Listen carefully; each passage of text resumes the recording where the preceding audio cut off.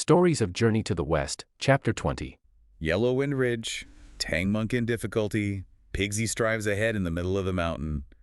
Quite a title. It is. And for you, the learner listening in, this isn't just, some dusty old story. Not at all. Think of it more like a really rich source of insight, into human nature, Yeah. sticking with things. Perseverance, yeah. Mhm. And those curveballs life throws at you on any big journey. Exactly. Whether it's a literal trip or, something more metaphorical. So we're going to unpack some key moments. See what they reveal, right? We've got the text right here. Yeah. And it's honestly amazing how much is packed into just this one chapter. So much wisdom, yeah. And stuff that still feels really relevant. Absolutely. Starting with the opening verse, that little poem at the beginning. Good place to start. It really sets a philosophical tone. It does. The core idea seems to be that the law, or, fundamental truth, maybe. Yeah, principled truth, something like that. It originates and, ceases within your own mind. And then it asks the big question, who decides? And the answer is, it's up to you. It's on the individual to figure it out. Your own discernment. That's such a key point, this idea of internal authority, right? Yeah. Not just following external rules, but really understanding from your own perspective. And the verse uses some pretty intense metaphors to show how hard that is. Oh, yeah. Twisting blood from iron? I Yeah. mean, wow, that sounds difficult. Intense effort, definitely. Almost impossible effort. And then there's that image controlling a calf with a rope through its nose. Right. And trying to tie that rope to a knot in thin air. In empty space, yeah. And tethered to a tree that isn't even real, a non-being tree. It's such a wild picture. What's that really getting at? Well, if you think about any big goal, like self-improvement, that calf could be like our restless mind. Yeah. Always jumping around. Ah, okay. The part we need to control.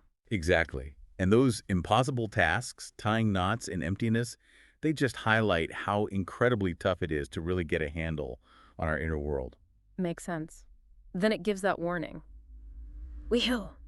Don't mistake a thief for your child. That's a stark one. Yeah, it sounds like, don't be fooled by things that look good or familiar but are actually bad for you. Like maybe illusions, temptations. Precisely. For you, the learner, think about those thieves on your own path. Misleading ideas, maybe shortcuts. The ones that seem appealing but lead you off track. Exactly.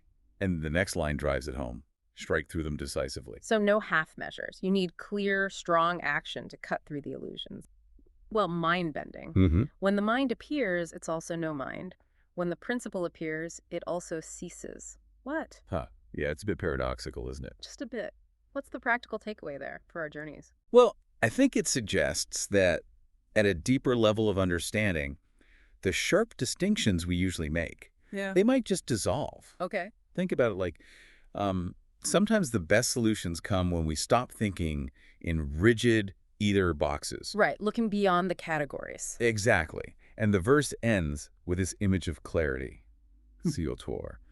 A clear blue sky, like a bright autumn moon. Luminous, where distinctions blur. Interesting. And remember, this whole perspective comes after Asang's big insight from the Heart Sutra. Oh, right. You mentioned that. So this isn't just abstract philosophy. No, it's foundational. It's meant to be the understanding that guides their whole quest. It sets this deep context for all the challenges ahead. Okay, so from that deep spiritual framing, the story then shifts quite a bit, doesn't it? It does move to a much more down-to-earth scene. Summer arrives.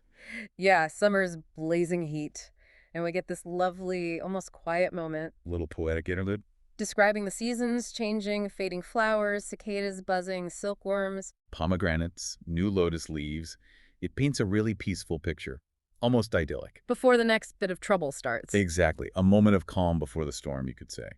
A reminder that even tough journeys have these moments of beauty. Little pauses. But yeah, that peace, it doesn't last long. Nope. Soon enough, Tang Monk sees the sun going down, moon coming up. And says time to find lodging. Sensible enough. But of course, who immediately pipes up? Has to be Pigsy. Always Pigsy. His stomach starts rumbling. Priorities. And that immediately clashes with Monkey teasing him. Oh, Monkey jumps right on him. Calls him a homesick ghost. Just 'cause the guy's hungry.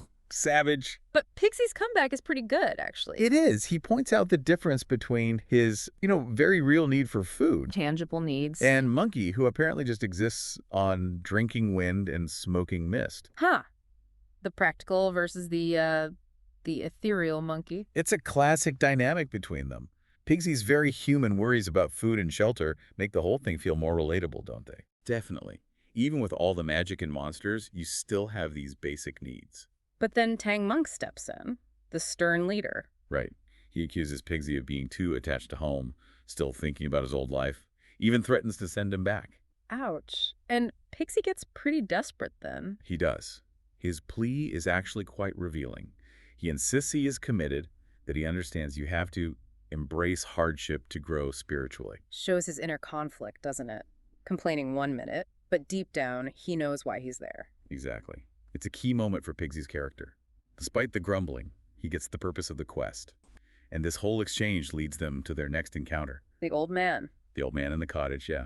They find him reciting Buddhist prayers. And the first chat is all very proper. He gets off his horse, and the first thing he says is, "Benefactor, I inquire." It's like super traditional, very respectful. Yeah, showing deference to the elder. And he straight up says why he's there. Traveling from the Tang dynasty, To the Lion Monastery. needs to get these Buddhist scriptures all on orders from the emperor. It's all very official sounding. It is. And that formal address, it sets a certain expectation, right, of how things should proceed, the kind of respect involved. But then almost immediately, there's this disconnect. Ah, yes. The advice. Exactly. The old man's first bit of advice is completely the opposite of the monk's goal. He tells him, oh, scriptures, you need to go east. Right. And you can almost feel the monk's confusion. He thinks like, wait, the Bodhisattva told me to go west. Why is this old guy saying east? There aren't any scriptures in the east. It immediately throws a wrench in the works. Is the old man messing with him? Or is it just a genuine misunderstanding? It creates this little bit of, intrigue right from the start. It does. It sets up this really awkward moment. The text says the monk is, like, he's hesitant, embarrassed almost, doesn't know how to respond to this curveball. Yeah, he's stuck. But while the monk is grappling with politeness and confusion, his number one disciple, Sun Wukong, well, let's just say his approach is a bit more direct. That's putting it mildly. Wukong just loses patience, basically. Pretty much. He steps up and just lays into the old man. "Ooh, old man, you're ancient, but you know nothing." It's really blunt, kind of aggressive, especially compared to the monk. That's so different. He's basically saying, look, we just need a place to crash, stop with the nonsense. He even threatens to just sleep outside if the house is too small. Like, he doesn't care about the old man's hospitality at all. And the old man's reaction to Wukong is incredible. He doesn't even react to the rudeness at first, right? He's just totally fixated on how Wukong looks. Yeah, the appearance just hits him. He grabs the Tang monk and is like, look at this kind of text. This crooked-faced, pointy-chinned, thunder god-beaked, red-eyed, consumptive demon. Wow, what a description. Isn't it so vivid and honestly pretty scary? What does that tell you, about how powerful that first visual impression is? Oh, it's huge. It's a really key moment, I think. It just shows how deep-seated our reliance on first impressions can be. The old guy is so, overwhelmed by Wukong's bizarre appearance that any politeness just goes out the window. It vanishes. It taps into that real basic fear of the unknown, the monstrous. But Wukong, he just laughs it off, typical Wukong. Of course. He basically says, this old timer can't spot talent. Handsome guys are useless anyway. Sure, I'm small, he says, but I'm tough, like a bundle of muscle. He's actually proud of his strength, despite looking terrifying. Right. And then Wukong decides to, I don't know, maybe impress the old man, maybe just show off. He launches into these completely over-the-top boasts. Oh, yeah, the list? He can subdue tigers and dragons, kick the heavens and stir the wells, the usual modest stuff. Standard Monkey King abilities. But then he also says he can, fix loose bricks or stop a pot lid rattling. It's such a weird mix. And it is. And the old man's reaction is kind of perfect. He just chuckles and calls Wukong basically a smooth-talking beggar monk. Like he's seen his type before. Exactly. It's like, okay, I've met monks who exaggerate to get by. Just maybe none that looked quite like you. It sort of grounds it a bit, despite the wild claims. It does. It adds that touch of reality. But then the old man actually looks at Zubaji. And things go from bad to worse, or maybe more terrified. Oh, yeah. The old man's still kind of processing Wukong, right? Then he properly sees Zubaji standing there.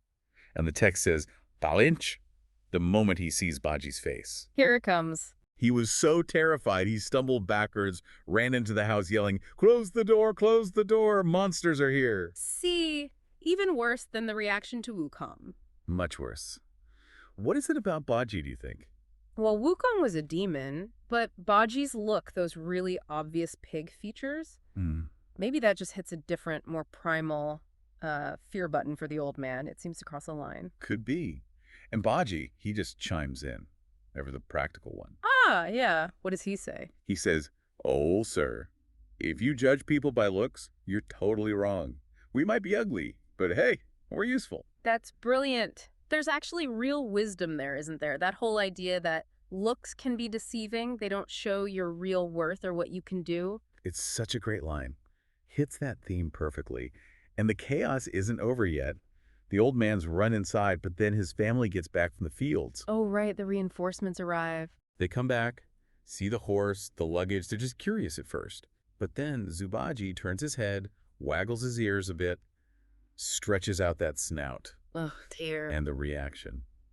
They were so scared they just fell over each other, tripping, stumbling everywhere. It's almost slapstick. It is, but it really drives home just how shocking Baji's appearance is to people who aren't used to it. Pure fear. And the poor Tang monk has to jump in again, Yeah. trying to calm everyone down. Don't be afraid, don't be afraid. We're not bad people, we're monks on a journey. He's like the designated reassurance guy, always trying to smooth things over after his disciples terrify everyone. He has to be. And eventually, it's the old man who kind of talks his family down. He explains, it's just that his disciples' faces are, well, ugly, but they seem kind-hearted even if they look scary. So he's starting to come around a little. Yeah, he's trying to square the scary looks with the fact they claim to be on this holy mission. It's interesting that it's the elder who starts to make that connection, isn't it? That is interesting. Maybe it's that wisdom of age thing, or perhaps just feeling responsible as the head of the house to make some sense of it all. But yeah, it's definitely a little turning point. Which then leads to the Tang monk. He's basically scolding Monkey King and Pigsy. He thinks their looks. Their monstrous appearances? Oh, yeah, and their rough way of talking. He believes they've frightened the people whose house they've just arrived at. Oh, okay. So he's worried about making a bad impression. Telling off his disciples. The reprimand. Yeah, he says, basically, look, guys, you're both ugly, and you talk rough. You've scared this family half to death. You're making me look bad, creating bad karma for me. He calls it the looks and the coarse language. And Zubaji's reply is just, peak Baji. Isn't it just? He boasts, "Master, you're kidding. Since I started following you, I've gotten way more handsome. Back in Gao Village, if I just wiggled my ears and stuck out my snout, I'd scare 20 or 30 people dead." He's actually bragging about how terrifying he used to be. It's hilarious, but it also tells you so much about him, doesn't it? He kind of revels in it. Totally. It's that mix, that blend of the ridiculous Yeah. and something kind of insightful that just makes the story work so well. And then Wukong pipes up. He tells Pigsy maybe you should just tidy up his appearance. Right. The Tang monk telling off his disciples that appearance is inherent. You're born with it. It's not something you can just change easily. And then Wukong with advice for Baji. He tells Baji, basically, tuck your snout into your robe so people can't see it. Hide the snout. And stick your big floppy ears flat against the back of your head. Don't flap them around. Like, that's going to solve everything. Just a quick cosmetic fix for profound ugliness. Exactly. And the best part, Baji really did tuck in his snout and stick back his ears, and then he just sort of hunches over beside them. You can just picture it, can't you? This huge pig man trying to make himself inconspicuous. It's such a visual gag. It really is. So they finally get inside the cottage. Humble place. Simple hospitality, tea, a basic meal. And they learn a bit more about the old man. His surname's Wang. He has family. He's 61. Which prompts Monkey's little quip about the reunion of the 60-year cycle, Rai Che. Right. But then they circle back to the crucial question. The big one. Why did you tell us to go back east? Why are Western scriptures so hard to get? And the old man explains. It's the road itself. It's perilous. Specifically, he names the 800 Li Yellow Wind Ridge. 800 Li. That's a long way. And filled with monsters, apparently. Lots of monsters. He even kind of nods to Monkey's boasting, saying, okay, maybe you can do all that stuff. But this place is really dangerous. Implying even Monkey might struggle. But Monkey, brushes it right off. Total confidence. No problem. Typical Monkey. Then comes the meal. And Pigsy time. His legendary appetite is on full display. Absolutely. He just inhales food while Tang Monk and Monkey barely touch theirs. It's funny, but also, gluttonous. Monkey jokes he must have met a hungry ghost. Classic Monkey. And Pigsy is actually quite rude to the old man when offered more. Yeah, zero manners there. Just grabs it. Shows his lack of decorum, for sure. Anyway, they sleep. Simple arrangements. Next morning, they get ready to leave. The old man wishes them well. Even offers them refuge on the way back if they need it. Which is nice, but Monkey makes a point of saying, we won't be coming back this way. A firm statement. Almost like foreshadowing, isn't it? Definitely feels like it. No retreat. And that leads them. Where else? Straight to Yellow Wind Ridge. No sooner have they left the cottage. Bam. Huge, dangerous mountain right in front of them. And the descriptions are incredible. So vivid. Really paints a picture. Towering peaks, sheer cliffs, deep ravines. Echoing springs, weird flowers, strange rocks. Dragon caves, mist, clouds swirling around. And all kinds of creatures. Deer, snakes, monkeys, tigers. Even mentions dragons again. Plus these unsettling sounds. It just screams danger ahead. Masterful buildup of suspense. You feel the atmosphere change completely. And then, just as they're taking all this in, the wind hits. Not just any wind, a massive sudden whirlwind. Tang is understandably terrified. Wouldn't you be? But Monkey, at first, he's like, it's just wind, seasonal stuff. Trying to downplay it, but Tang insists, no, this is different. This feels wrong. Malevolent, yeah. And his description of what the wind is doing is intense. It really is. He paints this picture of absolute chaos. Trees shaking like mad, willows ripped up. Flowers scattered, boats flipping over, travelers lost. Woodcutters can barely stand, animals are running wild, big trees are falling down. Rust everywhere, even the sea is churning. It's like nature itself is attacking them. A total elemental assault, like you said. This is clearly way beyond a normal gust of wind. Yeah, this is supernatural danger knocking at the door. And it leaves us right there, doesn't it? On the edge of our seats. It certainly does. And Pigsy, well, his first thought is shelter, now. Yeah, he gets quite descriptive, actually. Says it feels like arrows hitting them. He wants to find cover and fast. Practical Pigsy. But Monkey's reaction is totally different, isn't it?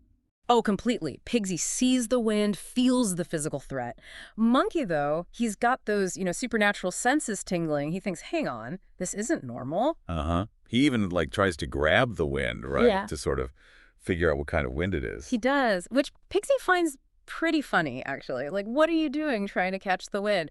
But Monkey suspects it's demonic. And surprise, surprise, Monkey's hunch is right on the money. Mm-hmm. Because just then, things escalate. Fast. A tiger. Yep. A huge tiger comes bounding down the hill. Straight for the Tang Monk. The classic danger symbol, right? The attacking beast. Yeah. But this isn't your average tiger encounter. Not at all. No way. So Pigsy, got to give him credit, he drops the luggage, grabs his big rake thing. His 9-toothed rake. Yeah. A formidable weapon. And he just charges. Straight at the tiger. Ready for a fight. He's all in. Seems like a straightforward battle for a second. Pigsy versus tiger. But then, okay, this is where it gets really weird. The tiger, it rears up, and it starts clawing at its own chest.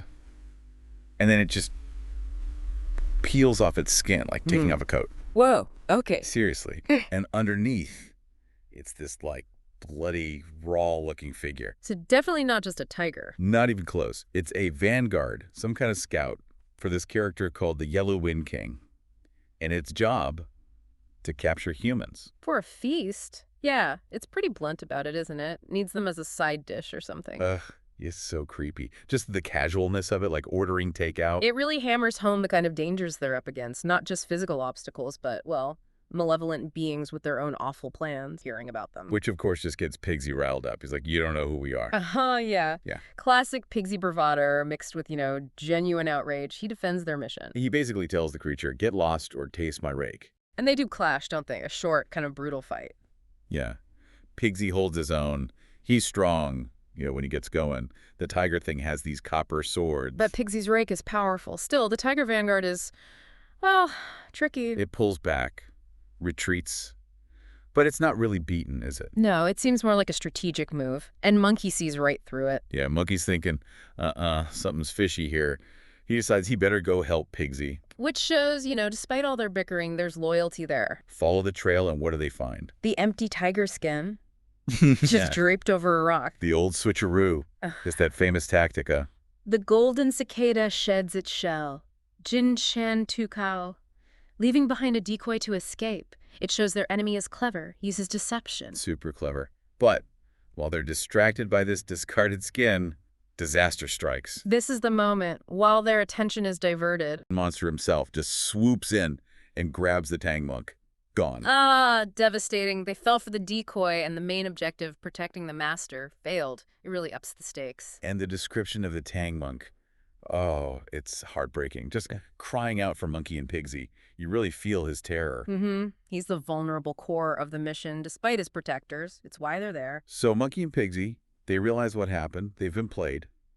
And they are, understandably, freaking out. Utter panic, guilt, worry. They have to find him. The whole pilgrimage depends on it.